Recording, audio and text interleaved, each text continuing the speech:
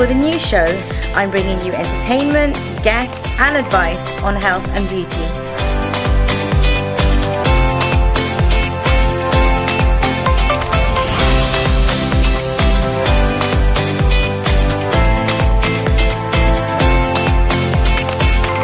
We all need inspiration now. We will look at how to live your life and love your life.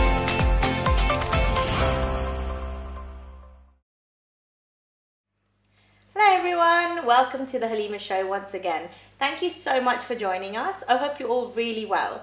Before we get on to our wonderful guest today, we've actually got a special prize draw giveaway. So this is by Urban Decay. Thank you so much, Urban Decay. It's got some full prizes in there, some full pieces, some samples, and a £20 gift voucher. To find out more, please follow the link in the description. Now let's get on to our guest. Not only is she an independent mother, she's such an active member of the community. She's done so much charity work.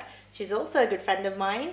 And amongst other things, she is also a foster mother. Welcome to the show, Suniya Qureshi. Thank you for having me, Halimah. Oh, thank you for coming. How are you? Great. Looking good. Great. Thank you. Yay.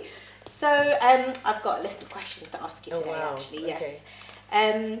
So how long have you dreamt of being a foster mother? So my foster journey started about 6 years ago. My daughter actually was instrumental. She was 8 at the time, and I have a sort of only one child, and so she'd always been after me to have more children.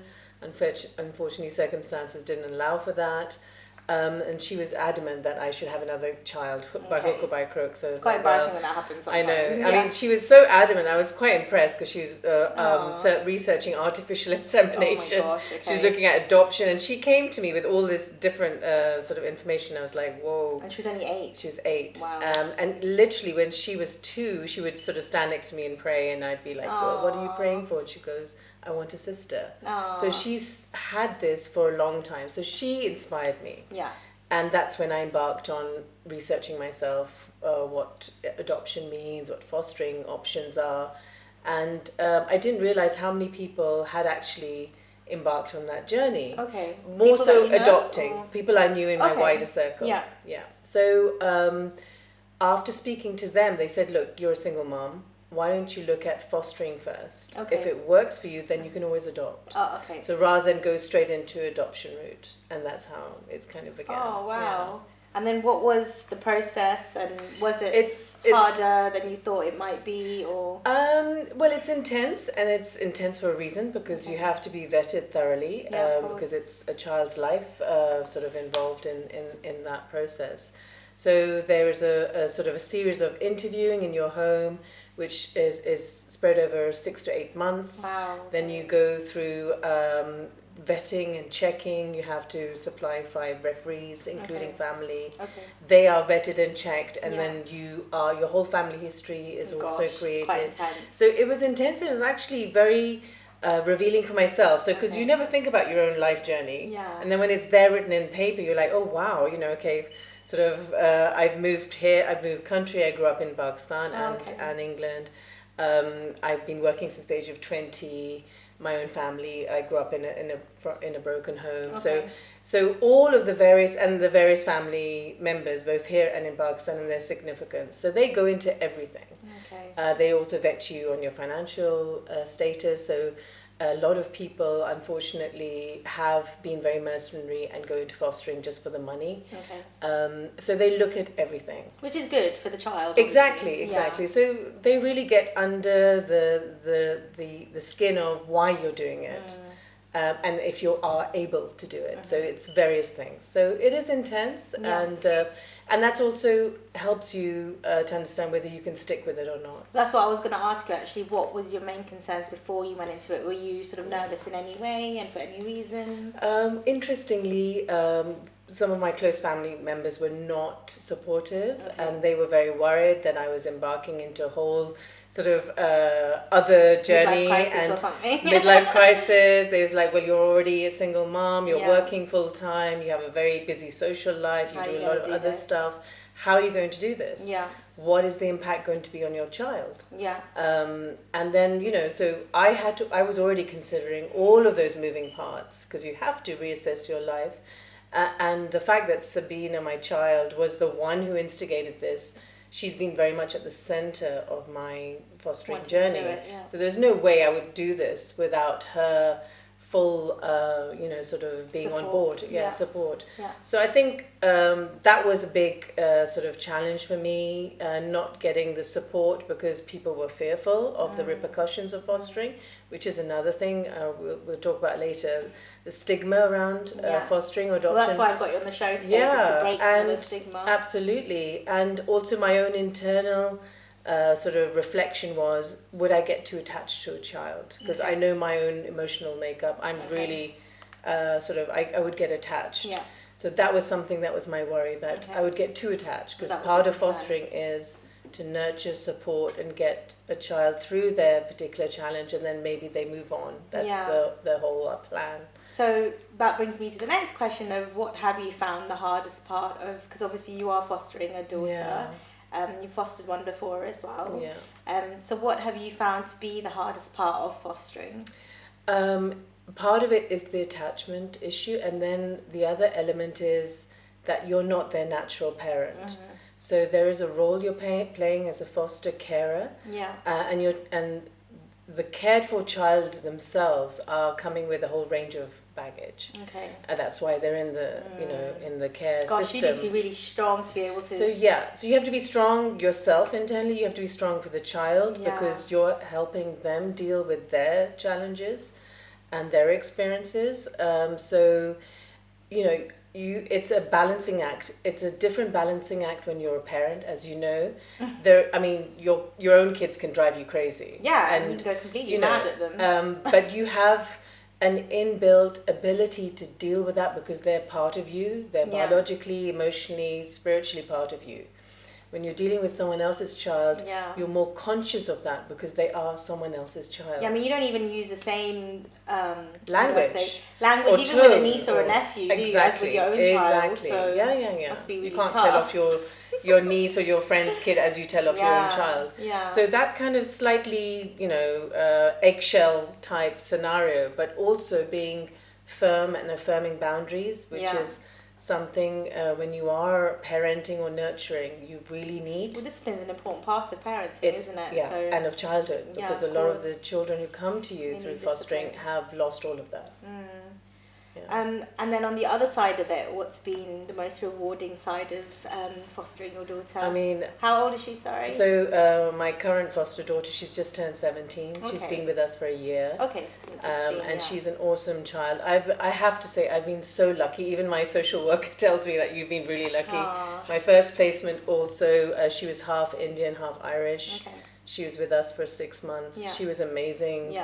And just seeing them bloom and find themselves and their confidence, and for them to feel safe in an environment you provided, that just gives me so much I can't explain how that feels. But you see their journey just in that short time that they're with you.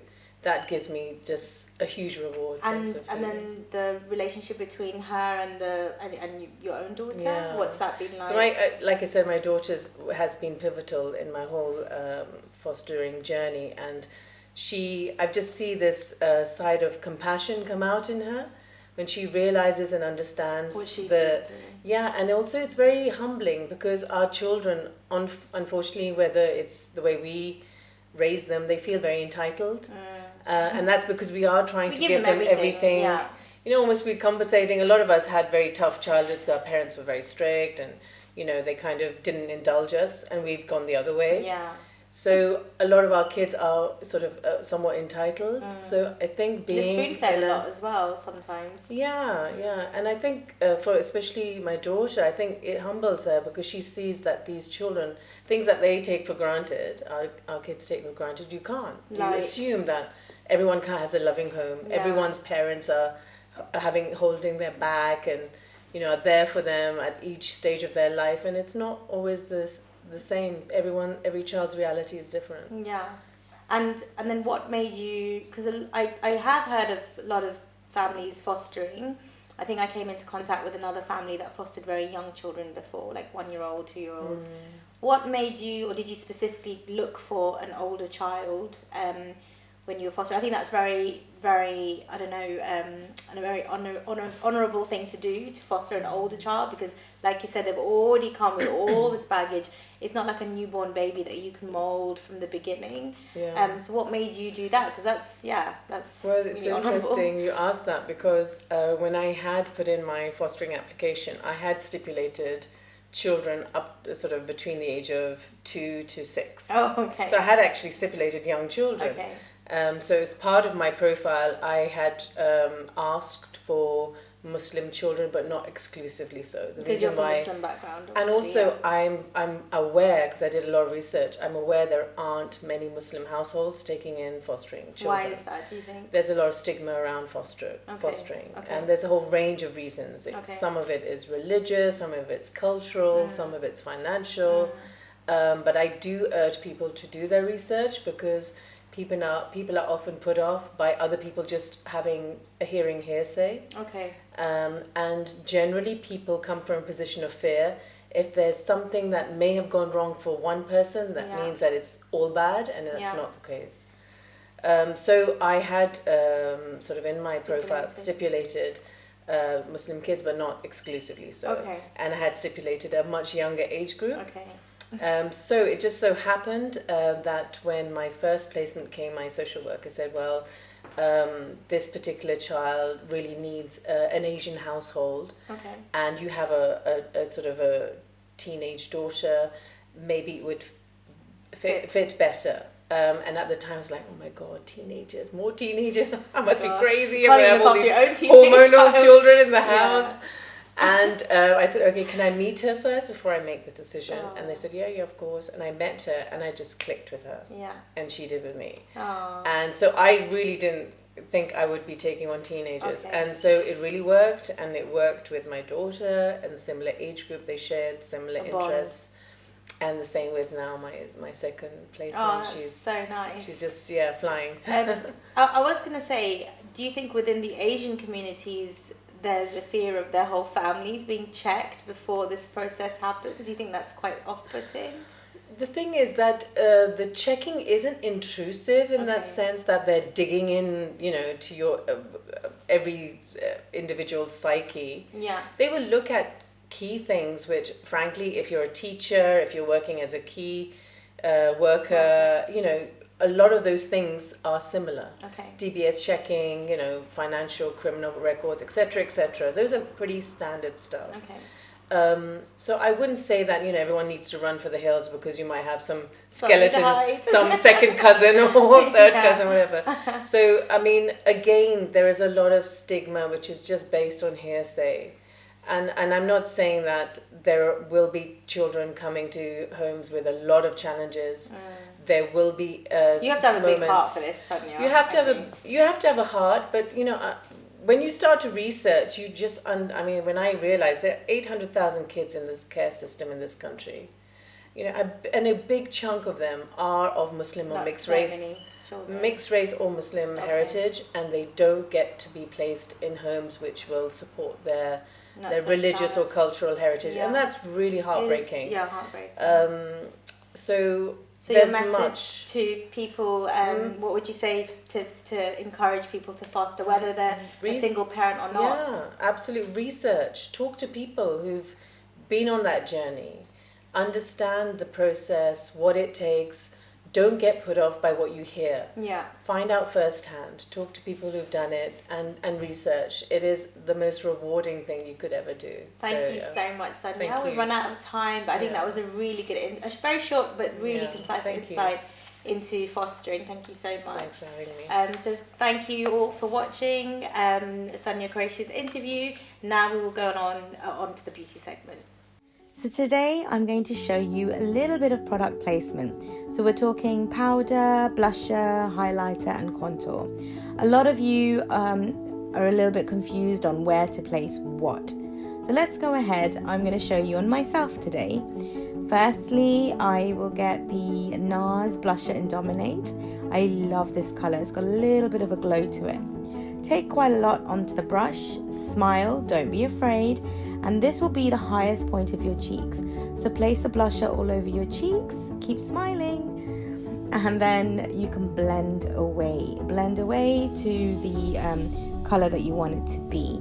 But this technique will help it last longer as well. So once you've done that, you can get your contour. Again, it's up to you. You can do contour either before blusher or after the blusher. And use an angled brush if you've got one. Otherwise, get a blusher brush and squash it to an angle. Now I'm doing top of the cheek, bottom of the cheek, straight to the middle of the face. Make sure you suck your cheeks in for this and follow the natural contour. Once you've done that, you can then go ahead and take away your double chin and give yourself a sharp jawline. So I'm using NARS matte bronzer in Casino. This is a really good color. So just go ahead and do the jawline left and right, and then just blend away your double chin. I mean, nobody wants a double chin. So just color it all in, basically. Once you've done that, you can either use your finger or a small brush and contour your nose. So we're doing straight from the eyebrow down, straight down to the end of your nose on both sides, and color it in on the tip of your nose as well. Make sure you blend the lines away. You don't want to see any harsh lines. Just blend, blend, blend, blend, blend. Keep going. And then once you've done that, you can get your highlighter. The highlighter I've used today is a Chantecaille Gold highlighter. I love this. It's just beautiful. So apply the highlighter first, from the top of the cheeks up towards the eyebrows on both sides. And then blend it all away. Just blend, blend, blend, and soften the lines. Check in 1 or 2 mirrors to make sure your lines are all soft. And then I like to place some highlighter on my Cupid's bow. So this is the little V that's above your lips. This enhances your lips, but also makes the color look a bit brighter. Again, make sure it's soft and subtle.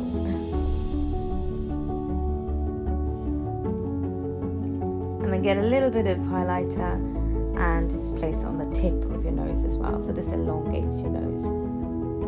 I do love a little bit of highlighter on my nose. And then last but not least, with the highlighter, put some in the inner corner of your eyes. This will help brighten your eyes up and give you that wide awake look. You can always use eyeshadow for this, of course, but I've just decided to use the highlighter. I love it. And then if you feel like you get an oily T-zone or you look a bit hot and sweaty sometimes, use a translucent powder. I love this one by Hourglass. I really like it. Tap off the excess powder and then go ahead and pat your forehead left to right. Not too much because I don't like it too cakey. And then go ahead and do some under your contour line as well, under your cheeks. And a little bit on the nose, so that's your T-zone, and chin if you need it. My chin's a bit dry, so I don't think I felt like putting it on my chin today. And that's it. I hope you like it. Make sure you send me in your looks. I hope you all enjoyed the beauty segment this week. Don't forget to sign up to the YouTube channel, plus sign up to the Instagram. I cannot wait to see you all next week again on the Halimah Show.